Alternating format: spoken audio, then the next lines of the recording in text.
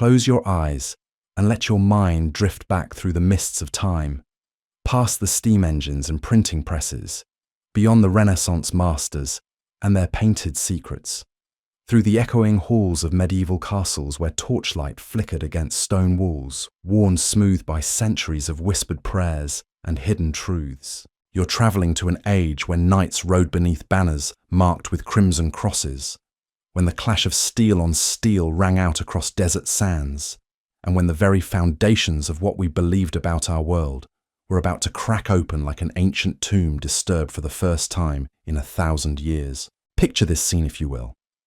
The year is 1307, and dawn breaks cold and grey over the fortress of Temple in Paris. But something is wrong. The usual sounds of morning prayers and clanking armour are replaced by an unnatural silence that hangs heavy in the air like incense, grown stale. Behind massive oak doors, reinforced with iron bands, the most powerful military order in Christendom is about to face its final hour. Yet what they discovered beneath the Temple Mount in Jerusalem, what they carried back in sealed chests and guarded with their very lives, was about to reshape everything humanity thought it knew about its place in the universe. The Knights Templar. Even now, 7 centuries after their dramatic fall, the name still sends shivers down the spine of anyone who's ever wondered what secrets lie buried beneath the sands of history. We know the official story, don't we? Poor knights, protectors of pilgrims, defenders of the Holy Land, bankers to kings and popes alike. But what if that story, comfortable as it might be, is nothing more than a carefully constructed veil drawn across something far more extraordinary and terrifying than any chronicler dared to record? What if their true discovery had nothing to do with gold or religious relics? What if, while digging beneath the ruins of Solomon's temple, they uncovered something that challenged not just the authority of kings and popes, but the very understanding of humanity's origins itself? What if the Knights Templar, those warrior monks sworn to poverty and obedience, became the guardians of the most dangerous secret in human history? Evidence not of divine intervention, but of something else entirely, something from beyond the stars. Tonight, as you settle into the gentle embrace of sleep, let me take you on a journey through shadows and whispers, through coded manuscripts and hidden chambers, through the rise and catastrophic fall of an order that may have learned too much for their own good. This isn't just another tale of medieval intrigue or religious conspiracy. This is the story of what happens when humanity stumbles upon proof that we are not alone in the cosmos, and never have been. The story begins, as so many dangerous stories do, with curiosity and shovels in the dark. Jerusalem, 1119. The Crusader Kingdom of Jerusalem is barely 20 years old, a fragile Christian foothold in a land that has seen the rise and fall of empires since the dawn of recorded time. The city itself bears the scars of conquest and reconquest, its streets a maze of conflicting cultures and competing faiths. And there, rising above the ancient stones like a monument to forgotten gods, stands the Temple Mount.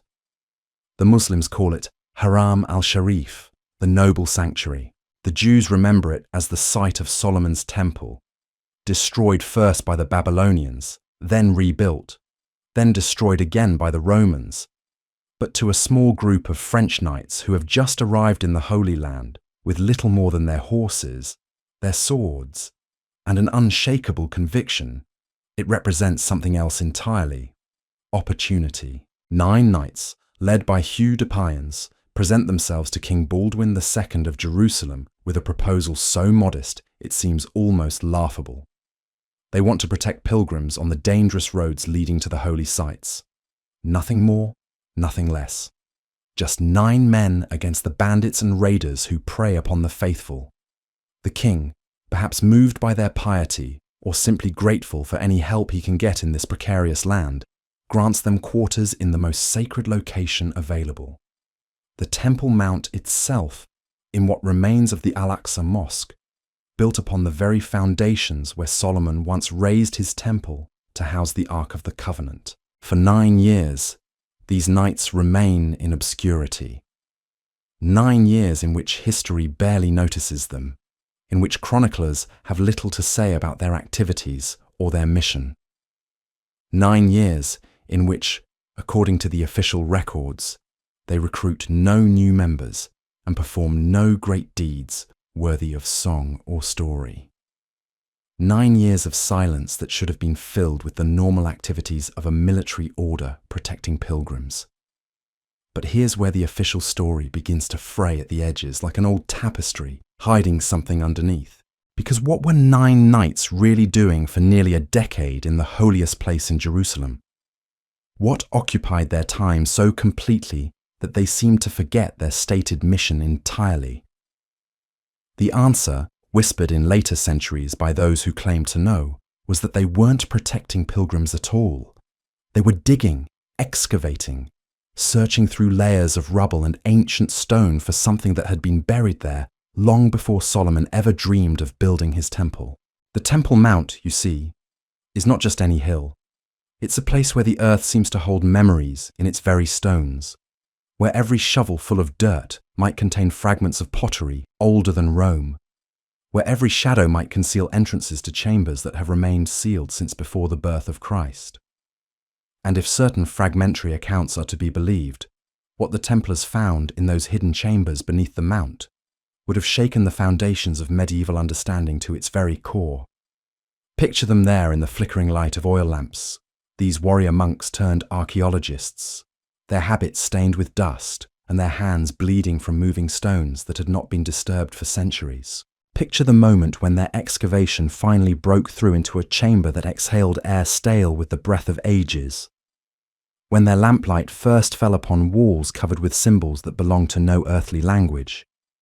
When they first laid eyes upon artifacts that defied every assumption about the history of humanity. The descriptions, such as they are, come to us through layers of secrecy and coded language, through documents that were hidden almost as soon as they were written.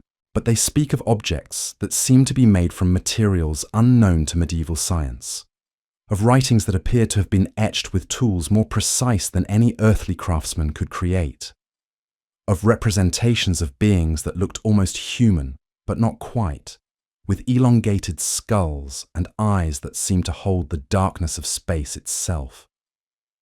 Most intriguing of all were the star charts. Not the crude astronomical diagrams that medieval scholars used to track the movements of planets and predict eclipses, but detailed maps of the heavens that showed stars and constellations with a precision that would not be matched by human astronomy for another 500 years. Charts that seemed to indicate not just the positions of celestial bodies, but their relationships to Earth in ways that suggested knowledge of forces and influences that medieval science had no words to describe. But perhaps the most disturbing discovery of all was what appeared to be a record of contact. Not the kind of divine visitation that filled the pages of religious texts, but something else. Something that spoke of visitors from among the stars, of beings who had walked upon the earth in ages past, and who had left behind not just artifacts and knowledge, but something far more profound. Evidence that humanity itself might not be quite what it believed itself to be. The implications were staggering. If these discoveries were genuine, if the Templars had indeed uncovered proof of ancient contact between Earth and beings from beyond the stars, then everything that medieval society believed about creation, about humanity's place in the cosmos, about the very nature of divine authority itself, would need to be reconsidered. No wonder they maintained such absolute secrecy. No wonder they spent years developing codes and ciphers that would make their communications incomprehensible to outsiders. The knowledge they carried was not just dangerous to kings and popes, but to the very fabric of human understanding itself. And so began their transformation from humble protectors of pilgrims into something far more complex and mysterious. By 1129, when they finally emerged from their decade of silence, they were no longer 9 obscure knights digging in the ruins. They had become the poor fellow soldiers of Christ, and of the Temple of Solomon, endorsed by the Pope himself, granted privileges that placed them beyond the authority of local bishops, and suddenly attracting recruits from the highest ranks of European nobility. But what had changed? What had they found beneath those ancient stones that suddenly made them so valuable to the church hierarchy? The official explanation speaks of their dedication to protecting Christian pilgrims and their prowess in battle against the Saracens. Yet there are hints, fragments of correspondence that survived the purges, that suggest something far more extraordinary was at work. Consider the sudden influx of knowledge that began to flow from Templar commanderies across Europe. Mathematical concepts that wouldn't be rediscovered by mainstream scholars for centuries. Architectural innovations that seemed to defy the engineering capabilities of the age. Agricultural techniques that increased crop yields in ways that bordered on the miraculous. Medical practices that saved lives when conventional wisdom would have written the patients off as beyond hope. Where did this knowledge come from? How did warrior monks, supposedly dedicated to prayer and combat, become repositories of learning that rivaled the greatest centers of scholarship in the known world? The answer, if the whispered accounts are to be believed, lay in their careful study of what they had discovered beneath the Temple Mount. Ancient texts, written in symbols that took decades to decipher, technological artifacts that had to be examined with the utmost secrecy, and most disturbing of all, what appeared to be detailed instructions for making contact with the original creators of these wonders. The Templars developed their own language of symbols, carved into the stones of their churches and castles, woven into the designs of their seals and banners. To the uninitiated, these appeared to be nothing more than decorative elements or simple religious iconography. But to those who had been initiated into the deeper mysteries of the order, they told a different story entirely. They spoke of visitors from the stars, of ancient knowledge preserved through ages of darkness, and of humanity's true origins among the cosmos. Their churches began to reflect this hidden understanding. The famous round churches, modelled supposedly on the Church of the Holy Sepulchre in Jerusalem, incorporated geometric principles that seemed to resonate with frequencies beyond normal human hearing. Visitors reported strange sensations within these spaces, moments of expanded consciousness, visions that came unbidden in the silence between prayers. The Templar commanderies became centres of learning that attracted scholars from across Europe, men who came seeking conventional education, but found themselves exposed to ideas that challenged everything they thought they knew about the natural world. These scholars returned to their home institutions carrying with them fragments of this forbidden knowledge, sparks that would eventually kindle the flames of the Renaissance centuries later. But the Templars themselves grew ever more secretive, ever more protective of their ultimate discovery. They developed initiation rituals that bound their members to absolute silence, ceremonies that some contemporary observers described as blasphemous and others as transcendent. The truth, as always, lay somewhere between these extremes, in a grey area where human understanding struggles to make sense of experiences that transcend normal categories of thought. The Order's wealth grew exponentially, but not merely through their banking activities or their military prowess. They had access to knowledge that allowed them to predict market fluctuations with uncanny accuracy, to identify mineral deposits that conventional prospecting would miss, to navigate trade routes through territories that should have been impassable. Their success bred suspicion among those who could not fathom the true source of their advantages. Kings and princes who had once welcomed Templar support began to eye the Order with growing unease. The Templars answered to no earthly authority save the Pope himself, maintained their own communication networks that spanned continents, and possessed resources that rivaled those of entire kingdoms. They had become a state within states, a power that transcended the normal boundaries of medieval politics. More disturbing still were the reports that began to filter back from their most secure establishments. Guards who spoke of lights in the sky above certain commanderies, of strange humming sounds that seemed to come from deep underground, of objects that moved without any visible source of power. These accounts were dismissed as superstition by most contemporary observers, but they created an undercurrent of fear that would eventually contribute to the order's downfall. The Templars, for their part, seemed to grow increasingly detached from ordinary human concerns. Their communications took on an otherworldly quality, filled with references that made sense only to those initiated into their deepest secrets. They spoke of preparing for a great revelation, of humanity's eventual reunion with its true family among the stars, of knowledge that would transform the world once the time was right. But time, as they would discover, was not on their side. The very knowledge that had elevated them above ordinary mortals also marked them as a threat to the established order of things. Kings who borrowed their gold began to resent their creditors.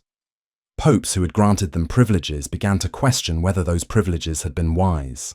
Common folk who had once revered them as holy warriors began to whisper stories of dark rituals and unholy alliances. The beginning of their end came not from military defeat or financial collapse, but from the growing realization among Europe's rulers that the Templars had become something beyond their control or understanding. They possessed secrets that could topple kingdoms, knowledge that could rewrite the very foundations of Christian civilization, and most dangerous of all, connections that extended far beyond the boundaries of the earthly realm. The stage was being set for one of history's most dramatic and mysterious downfalls, a destruction so swift and complete that it would leave only fragments and whispers to hint at what had really been lost when the last Templar strongholds fell silent and their secrets scattered to the winds like ashes from a dying fire. The web of suspicion that would ultimately ensnare the Knights Templar began to weave itself in the shadows of royal courts and papal chambers long before the fateful dawn of October 13th, 1307. But the threads of that web were not spun from ordinary concerns about wealth or political power.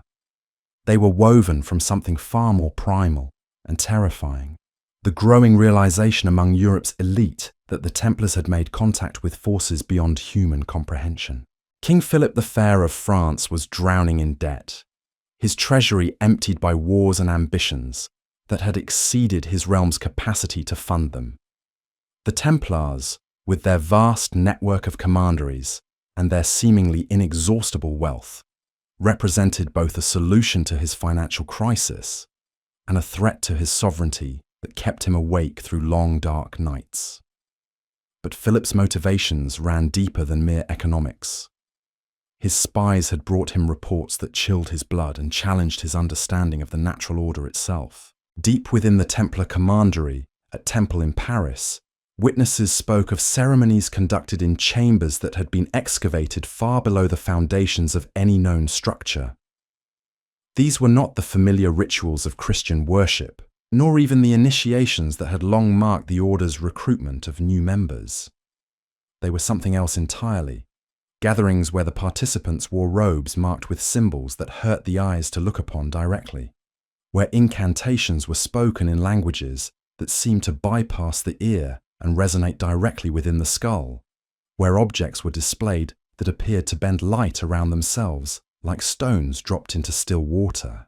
The most disturbing reports came from servants who had glimpsed these gatherings through cracks in stone walls, or from guards who had been posted outside chambers, from which no sound escaped despite the presence of dozens of participants within.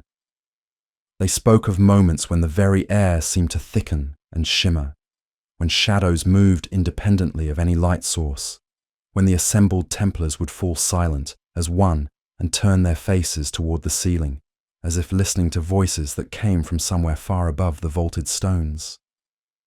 Pope Clement V, that weak and vacillating pontiff who had moved the papal court to Avignon under French influence, found himself caught between his temporal obligations to Philip and his growing terror of what the Templars might actually represent. The reports that reached him through his network of informants spoke not just of heretical practices, but of something that challenged the very foundations of Christian cosmology. If the Templars had indeed made contact with beings from beyond the earthly sphere, If they possessed knowledge that predated the incarnation itself, then what did that mean for the Church's claim to exclusive spiritual authority? The whispered accounts spoke of Templar libraries that contained texts written in scripts that scholars could not identify, books bound in materials that felt warm to the touch despite being kept in cold stone chambers, manuscripts that seemed to glow with their own inner light when opened in darkness. These were not the familiar grimoires of medieval magic or the philosophical treatises that filled the scriptoriums of monasteries. They were something unprecedented, documents that appeared to contain detailed instructions for technologies that medieval science had no framework to understand. Among the most intriguing of these mysterious texts were what appeared to be star maps of extraordinary precision and detail. But these were not simple charts showing the positions of constellations as they appeared from Earth.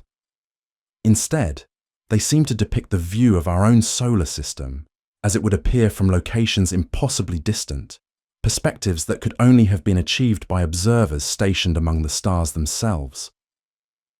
Some of these charts contain notations in the margins, calculations that used mathematical concepts that would not be developed by human scholars for another 3 centuries. Even more disturbing were the technical diagrams that filled other volumes, detailed schematics for devices that seemed designed to harness forces unknown to medieval natural philosophy.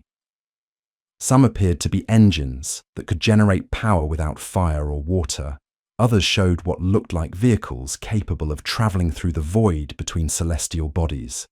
Most unsettling of all were the anatomical studies, precise drawings of human forms that had been somehow modified or enhanced, showing alterations to the skull, the spine, the nervous system that suggested knowledge of the human body's deepest secrets. But perhaps the most dangerous discovery of all was what the Templars referred to in their coded communications as the Chronicle of Origins. This was apparently a historical record that told the story of humanity's true beginnings, an account that bore no resemblance to the creation narrative found in Genesis.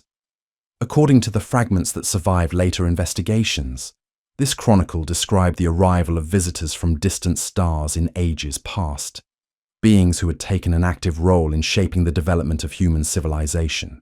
The chronicle spoke of genetic modifications carried out over countless generations, of the gradual enhancement of human consciousness to prepare our species for eventual reunion with our cosmic family.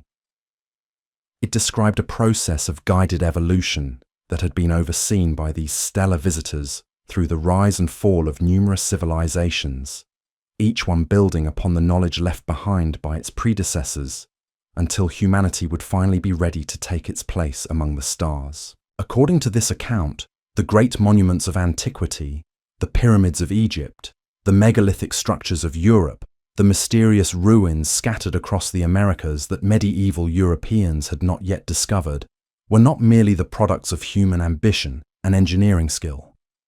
They were beacons, communication devices designed to maintain contact with the cosmic civilization that had created humanity in the first place. The knowledge of how to operate these devices had been preserved by secret societies throughout history, guardians who passed the sacred wisdom from generation to generation until the time would come for humanity's transformation. The Templars, according to this interpretation, had stumbled upon one of the most important repositories of this ancient knowledge during their excavations beneath the Temple Mount. What they had discovered was not just archaeological artifacts, but an active communication system that had allowed them to make contact with the forces that had shaped human destiny since the dawn of time. The wealth and power they had accumulated during their 2 centuries of existence had not been the result of superior banking practices or military prowess, but of guidance received from intelligences whose understanding of natural law far exceeded anything that earthly science could achieve.